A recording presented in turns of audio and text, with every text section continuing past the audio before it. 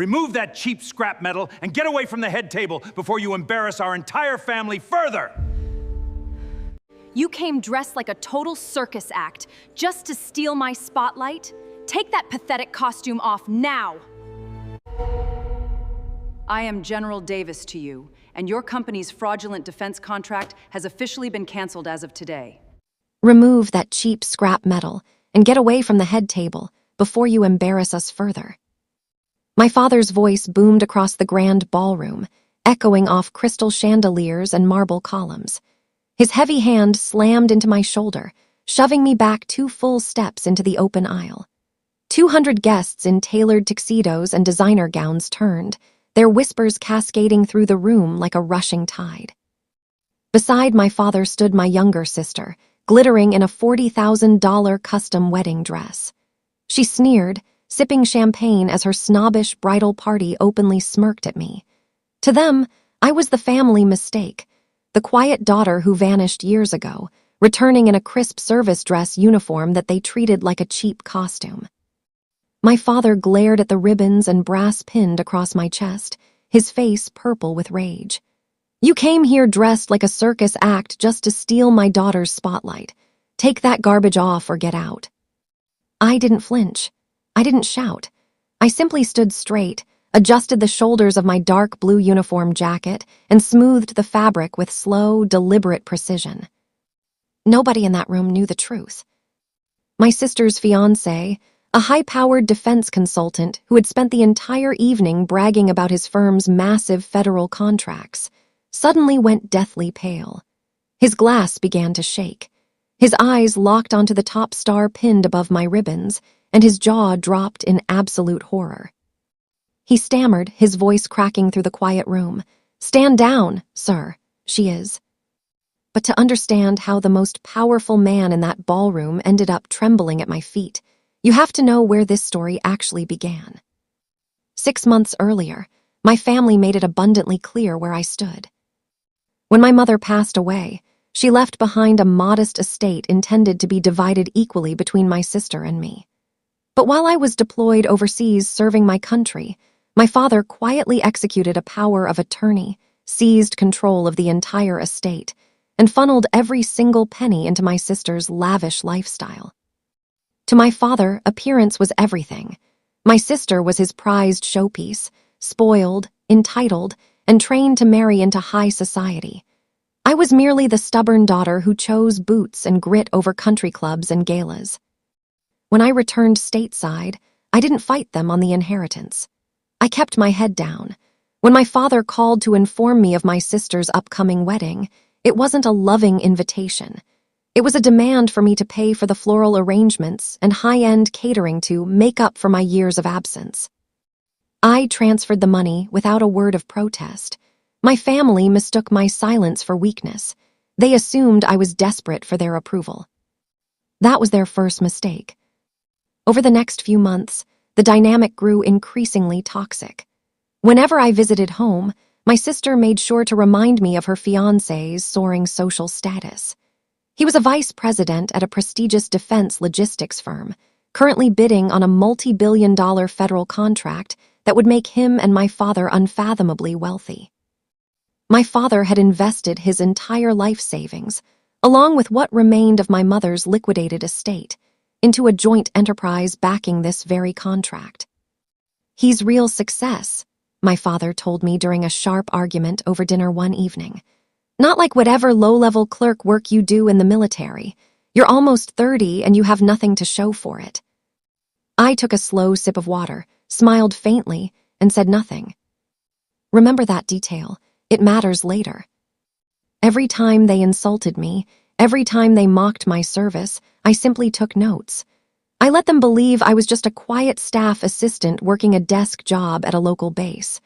I let them believe I was broke, isolated, and powerless. They had no idea what was coming. As the wedding date approached, my sister sent out strict instructions for the dress code. Black tie luxury.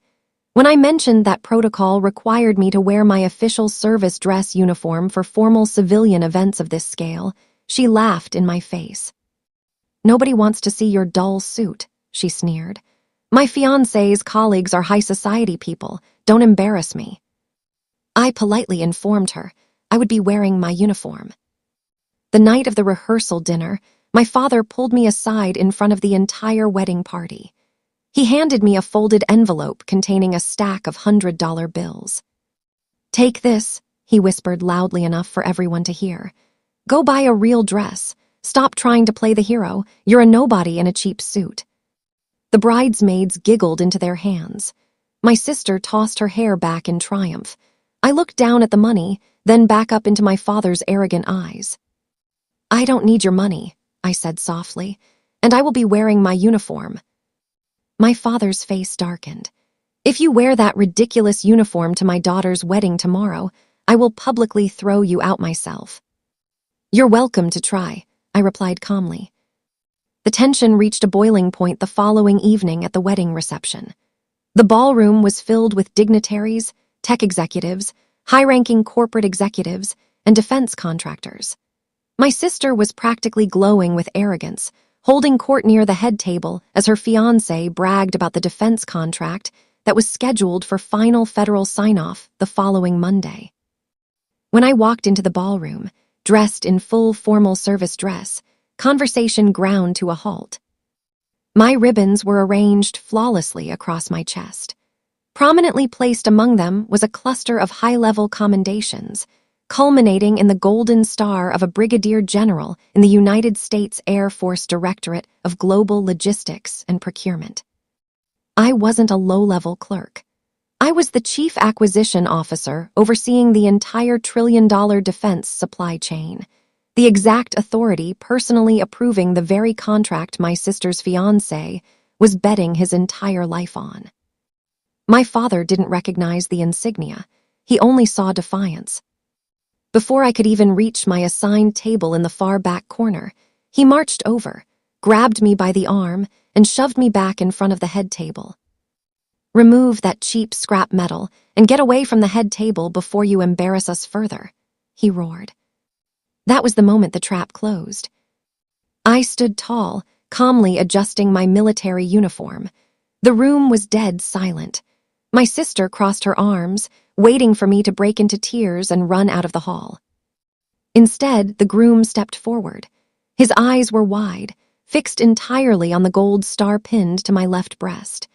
His face drained of all color as he recognized the high-ranking officer whose signature was required on his company's federal survival.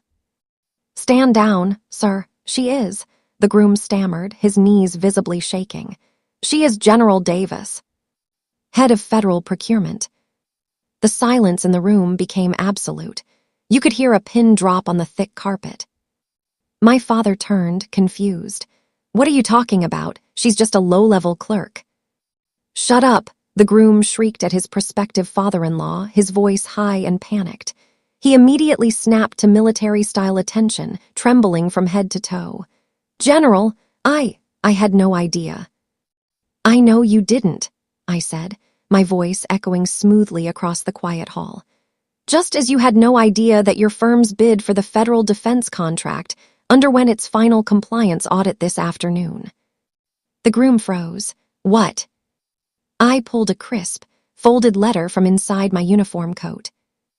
"During our routine background audits of contractor ethics and corporate governance, my office uncovered significant financial discrepancies," I stated, looking directly into my father's wide, horrified eyes.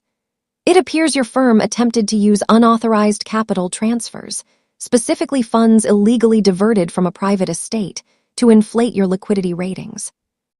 My sister gasped, her face turning as pale as her gown. "What is she talking about?" "I am talking about the estate you stole from my mother," I said, stepping closer to my father. "The money you funneled into this wedding and into this failing defense firm." My father took a step back, his arrogance evaporating in an instant. "Daughter, please, let's talk about this privately." "That is General Davis to you," I interrupted, my tone icy and unyielding. I turned back to the groom. "As of 4 o'clock today, your firm has been officially disqualified from federal contracting. A formal notice of debarment has been issued, and federal auditors will be at your corporate offices at 8 o'clock Monday morning." The groom dropped back into his chair, putting his head in his hands as he began to sob uncontrollably. The contract was gone. His company was bankrupt. My sister lunged forward, screaming at me, "You ruined my wedding. You ruined my life." "You ruined your own life the moment you mistook my patience for weakness," I replied quietly. Within 20 minutes, the reception collapsed into complete chaos. The groom's family, realizing their son's company was facing federal investigation and total ruin, confronted my father right there on the dance floor, demanding an immediate return of their investments. The grand wedding ended not with a toast, but with loud arguments, weeping, and guests frantically slipping out the side exits.